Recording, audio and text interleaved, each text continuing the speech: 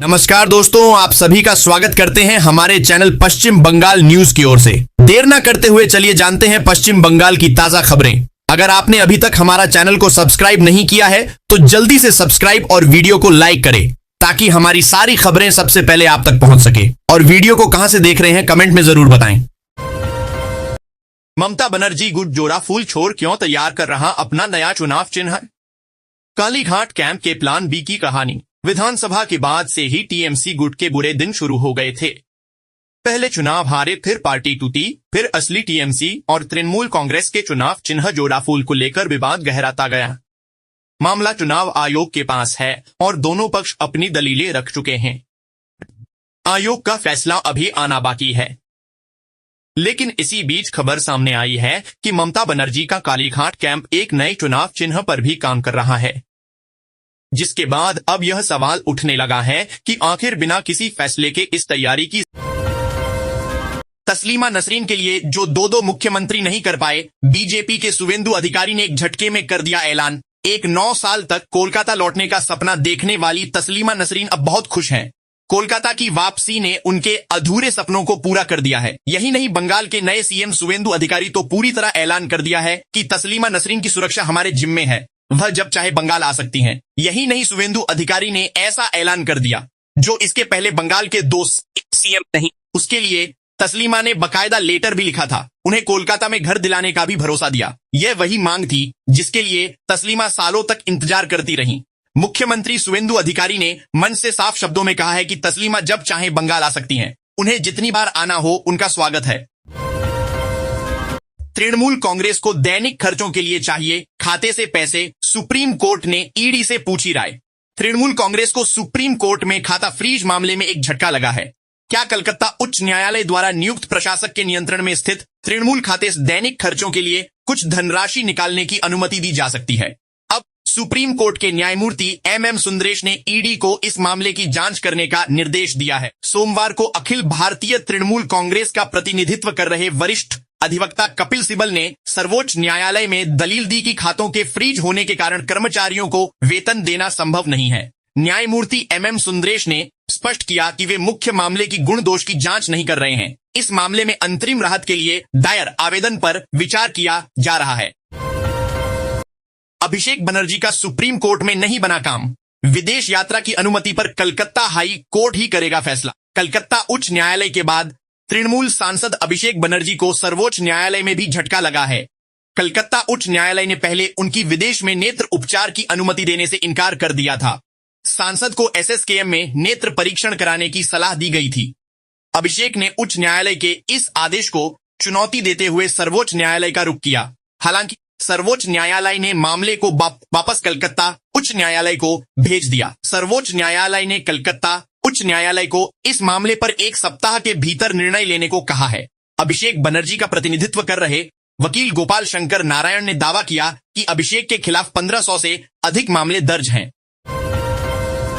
आतंकियों के निशाने पर शुभेंदु अधिकारी। बंगाल के मुख्यमंत्री की सुरक्षा बढ़ी, अब बुलेट प्रूफ कार में चलेंगे। पश्चिम बंगाल के बर्धमान से जैश-ए-मोहम्मद के संदिग्ध आतंकी मोहम्मद हमीम मंडल की गिरफ्तारी के बाद खुलासा हुआ कि मुख्यमंत्री शुभेंदु अधिकारी की जान को खतरा है, वह आतंकवादियों के निशाने पर हैं। स्पेशल टास्क फोर्स STF की पूछताछ में संदिग्ध आतंकवादी हमीद मंडल उर्फ हमीम ने कहा है कि शुभेंदु आतंकी संगठन और उनके पाकिस्तानी हैंडलर्स के निशाने पर हैं। उनकी गतिविधियों पर पैनी नजर रखी जा रही है। इसके बाद शुभेंदु अधिकारी की सुरक्षा कड़ी कर दी गई। अब वह बुलेट प्रूफ कार में चलेंगे। सुरक्षा की समीक्षा के बाद पश्चिम बंगाल के मुख्यमंत्री शुभेंदु अधिकारी के काफिले में बुलेट प्रूफ वाहन को शामिल कर लिया गया। भारत के बंटवारे की कीमत आज भी चुकानी पड़ रही, तस्लीमा नसरीन के बयान पर बोले बीजेपी के दिलीप घोष। 2 दशक बाद पश्चिम बंगाल की राजधानी कोलकाता में वापस लौटी बांग्लादेशी लेखिका और एक्टिविस्ट तस्लीमा नसरीन द्वारा भारत बांग्लादेश संबंधों को लेकर दिए बयान पर प्रदेश की वर्तमान भाजपा सरकार में मंत्री दिलीप घोष ने प्रतिक्रिया दी है। उन्होंने कहा कि भारत का बंटवारा नहीं होना चाहिए था। उस समय की सरकार ने अपने फायदे के लिए जो फैसले लिए उसका नतीजा आज लोगों को भुगतना पड़ा रहा है। दरअसल तस्लीमा नसरीन ने रविवार को भारत बांग्लादेश के रिश्तों पर बात करते हुए कहा कि उन्हें उम्मीद है दोनों मुल्कों के बीच रिश्ते आगे भी अच्छे ही रहेंगे। उन्होंने 1971 का जिक्र करते हुए कहा कि बांग्लादेश की आजादी की लड़ाई में भारत ने कितना बड़ा रोल निभाया था। रांची सबौर के बीच आज से चलेंगी परीक्षा स्पेशल ट्रेन। रेलवे भर्ती बोर्ड द्वारा आयोजित परीक्षाओं में शामिल होने वाले परीक्षार्थियों और यात्रियों की संभावित भीड़ को देखते हुए झारखंड की राजधानी रेलवे ने रांची और बिहार के सबौर के बीच परीक्षा स्पेशल ट्रेन चलाने का फैसला किया है। सबौर बिहार के भागलपुर जिले में स्थित एक प्रमुख प्रखंड, नगर पंचायत और ऐतिहासिक कस्बा है। यह क्षेत्र मुख्य रूप से बिहार कृषि विश्वविद्यालय के लिए प्रसिद्ध है। यहाँ यातायात के लिए सबौर रेलवे स्टेशन प्रमुख साधन है। इस ट्रेन में जनरल्स और स्लीपर क्लास की सुविधा उपलब्ध होगी। निर्धारित तिथियों में यह ट्रेन कुल 15 फेरे लगाएगी। अपने निर्धारित दिनों में शाम 7 बजे रांची से रवाना होकर यह ट्रेन अगले दिन सुबह 8 बजे सबौर स्टेशन पहुंचेगी। अस्पतालों के 100 मीटर दायरे में नशे के सामान की बिक्री व सेवन पर प्रतिबंध, होगी कड़ी कार्रवाई। पश्चिम बंगाल के स्वास्थ्य मंत्री शारदत्त मुखर्जी ने कहा है कि अस्पतालों के 100 मीटर के दायरे में बीड़ी, पान, सिगरेट, गुटखा समेत किसी भी प्रकार के नशे के सामान की बिक्री और सेवन पर प्रतिबंध लगाया जाएगा। हालांकि उन्होंने यह नहीं बताया कि यह नियम कब से लागू होगा। उन्होंने कहा कि नियम लागू होने के बाद उल्लंघन करने वालों के खिलाफ कड़ी कानूनी कार्रवाई की जाएगी। स्वास्थ्य मंत्री अपने 3 दिवसीय पूर्व मेदिनीपुर दौरे के अंतिम दिन तमलुक के नीमतौड़ी स्थित जिलाधिकारी कार्यालय में पूर्व मेदिनीपुर और नंदीग्राम स्वास्थ्य जिलों के अधिकारियों के साथ समीक्षा बैठक के बाद पत्रकारों से बातचीत कर रहे थे। बैठक में जिलाधिकारी निरंजन कुमार, हल्दिया के विधायक प्रदीप बिजली सहित कई अधिकारी उपस्थित थे। दिलीप घोष बोले, विधायकों पर चढ़ रहा सत्ता का नशा, सिंडिकेट और वसूली संस्कृति से रहें दूर। पश्चिम बंगाल में शुभेंदु अधिकारी की अगुवाई में भाजपा की नई सरकार बनने के बाद सत्ता के गलियारों में अनुशासित आचरण बनाए रखने के लिए नेता और मंत्री एक्शन मोड में हैं। रविवार को राज्य के पंचायत और ग्रामीण विकास मंत्री दिलीप घोष ने पार्टी कार्यकर्ताओं और नवनिर्वाचित जनप्रतिनिधियों को कड़ा संदेश दिया। उन्होंने कहा कि तृणमूल कांग्रेस के शासनकाल में वसूली और भ्रष्टाचार में लिप्त असामाजिक तत्व अब भाजपा नेताओं और कार्यकर्ताओं के करीब आने का प्रयास कर रहे हैं। भाजपा और सरकार ऐसे तत्वों को बिल्कुल संरक्षण नहीं देगी।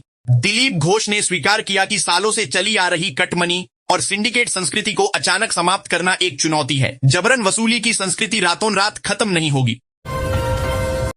पश्चिम बंगाल मौसम अपडेट।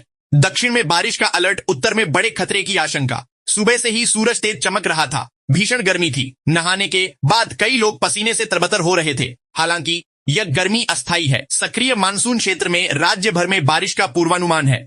अलीपुर मौसम विज्ञान कार्यालय का कहना है कि दक्षिण बंगाल में आज भी छिटपुट बारिश की संभावना है।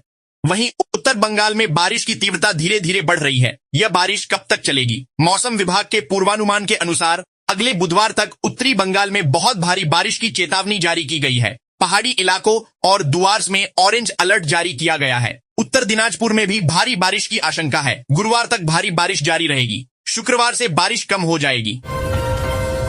क्या टीएमसी को रोजमर्रा के खर्चों के लिए रकम जारी की जा सकती है? सुप्रीम कोर्ट ने ईडी से पूछा। सुप्रीम कोर्ट ने सोमवार को प्रवर्तन निदेशालय ईडी द्वारा तृणमूल कांग्रेस के बैंक खातों को फ्रीज किए जाने के मामले में सुनवाई करते हुए पार्टी के दैनिक खर्चों के लिए सीमित राशि जारी किए जाने की संभावना तलाशने को कहा। जस्टिस एमएम सुंदरेश और जस्टिस प्रसन्ना बी वराले की पीठ ने ईडी से पूछा कि क्या कलकत्ता हाईकोर्ट द्वारा नियुक्त विशेष अधिकारी सेवानिवृत्त न्यायाधीश सुब्रत तालुकदार के माध्यम से पार्टी को उसके रोजमर्रा के खर्चों के लिए सीमित धनराशि उपलब्ध कराई जा सकती है। सुप्रीम कोर्ट ने यह भी नोट किया कि इस मामले से जुड़ी रिट याचिका कलकत्ता हाईकोर्ट में 20 अगस्त को सूचीबद्ध है। अदालत ने सभी पक्षों से हाईकोर्ट में मामले के शीघ्र निस्तारण में सहयोग करने को कहा। शिलान्यास हुआ, बोर्ड लगा, फिर गायब हो गई सड़क। 6 महीने बाद भी जमीन पर नहीं उतरी पचसरी योजना। विकास योजनाओं के बड़े बड़े दावों के बीच पूर्व बर्धमान जिले के पूर्वस्थली हाईफन 2 प्रखंड की एक सड़क अब सवालों के घेरे में है। करीब 6 महीने पहले काष्ठशाली दासपाड़ा मोड़ से सौतगंगा श्मशान घाट तक सड़क निर्माण का शिलान्यास पूरे सरकारी तामझाम के साथ किया गया था। अधिकारियों और जनप्रतिनिधियों की मौजूदगी में इसे पचसरी योजना की महत्वपूर्ण परियोजना बताया गया, लेकिन आधा वर्ष बीत जाने के बाद भी निर्माण कार्य शुरू नहीं हो सका है। परियोजना के लिए 19,93,000 रुपए स्वीकृत किए गए थे। शिलान्यास पट्टिका पर निर्माण एजेंसी मां तारा कंस्ट्रक्शन एंड ऑर्ड्स सप्लायर्स का नाम भी दर्ज है। इसके बावजूद स्थानीय लोगों का कहना है कि आज तक मौके पर निर्माण सामग्री तक नहीं पहुंची। न ईंट, न गिट्टी, न बालू और न ही किसी प्रकार की निर्माण गतिविधि दिखाई दी। आसनसोल दुर्गापुर में मवेशी तस्करी के खिलाफ एक्शन में पुलिस। 10 दिन में 15 गिरफ्तार, 72 गाय भैंस व बछड़े बरामद। शराब, ड्रग्स, लोहा, कोयला बालू के अवैध कारोबार पर नकेल कसने के साथ साथ Asansol Durgapur police commissionerate ADPC ने पशु तस्करी के खिलाफ बड़ा अभियान शुरू हुआ है। पुलिस आयुक्त डॉक्टर प्रणव कुमार के निर्देश पर कार्रवाई हो रही। कमिश्नरेट में उन्होंने जीरो टॉलरेंस की नीति को लागू किया है, जिसके तहत पिछले 10 दिनों में पशु तस्करी के आरोप में कुल 15 लोगों को गिरफ्तार किया गया और इनके पास 6 वाहनों के साथ कुल 72 गाय भैंस और उनके बछड़ों को पुलिस ने जब्त किया। शनिवार को रानीगंज थाना पुलिस ने पशु तस्करी के आरोप में कुल 3 लोगों को गिरफ्तार किया और इनके वाहन से 3 गाय बरामद किया गया। इनके पास कोई भी वैध कागजात नहीं था।